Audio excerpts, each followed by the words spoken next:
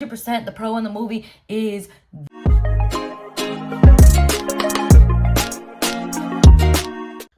Hola mundo, hello world. Welcome back to my channel. If you are new to the channel, this is your chance to like and subscribe to my channel now before you forget. And if you are watching my videos and you have yet to subscribe or like any of my things, what are you doing, baby? Like and subscribe now. You're just being whack. Disclaimer: I may mention specific occurrences that happen in the movie, so here's your fair warning of a possible spoiler alert. Ding! For today's video, I'm gonna be reviewing the sequel to Coming to America, a movie that was beloved in the 80s, starring Eddie Murphy. It is a movie that has transcended, is that how you say? Transcended generations, and is an absolute classic, at least for my family, for the people around me. It's been an absolute classic. And during this review, I'm going to be telling you guys the pros and the cons and whether I recommend the movie or not.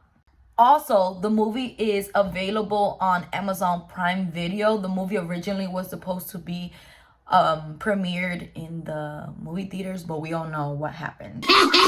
Coronavirus!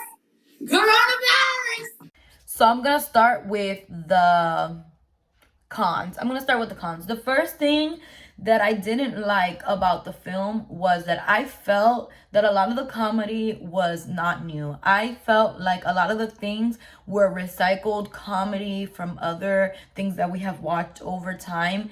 And also I felt like even the story and the whole what Akeem learned in the original movie is the same thing essentially in this movie, just through the eyes of his son. That's the only difference.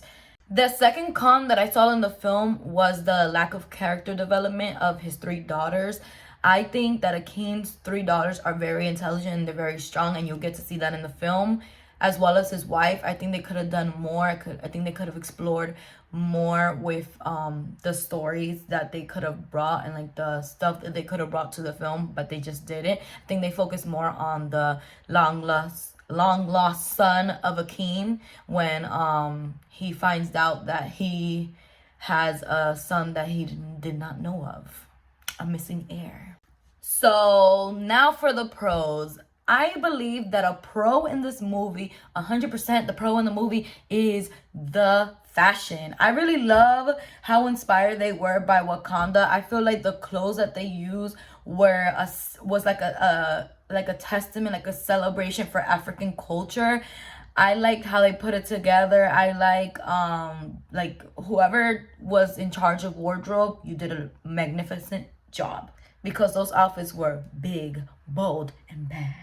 A second pro in the movie would be how cameo filled it was. I feel like every moment that they were able to get somebody that has a brand, somebody that is well known in the African community, the Black community, they were able to have them in this film and take a part that everyone could be like, oh my god. It was either people that we know from the industry or people that we know from the original film. Like my favorite cameos, there were many.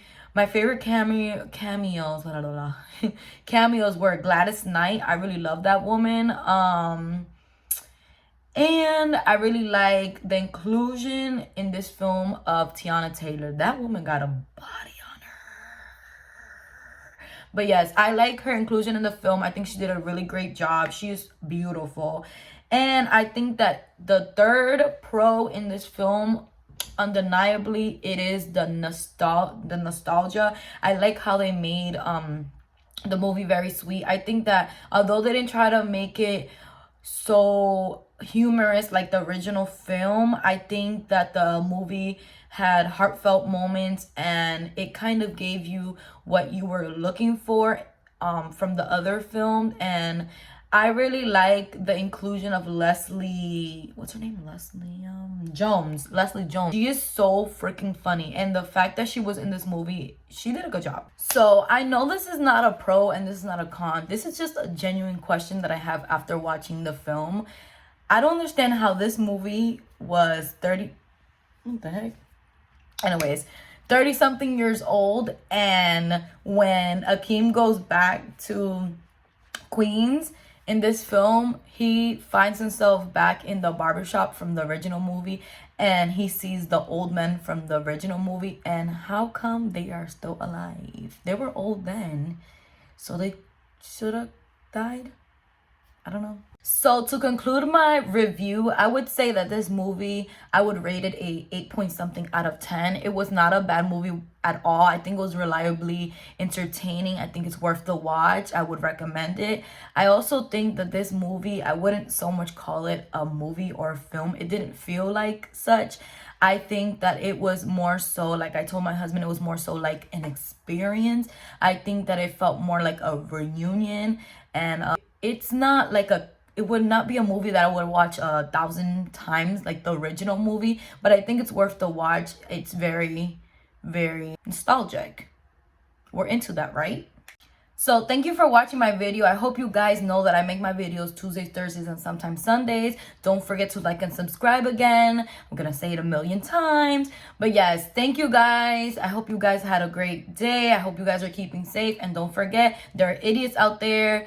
And when you support me and my videos, you support this girl's dreams. And peace out always.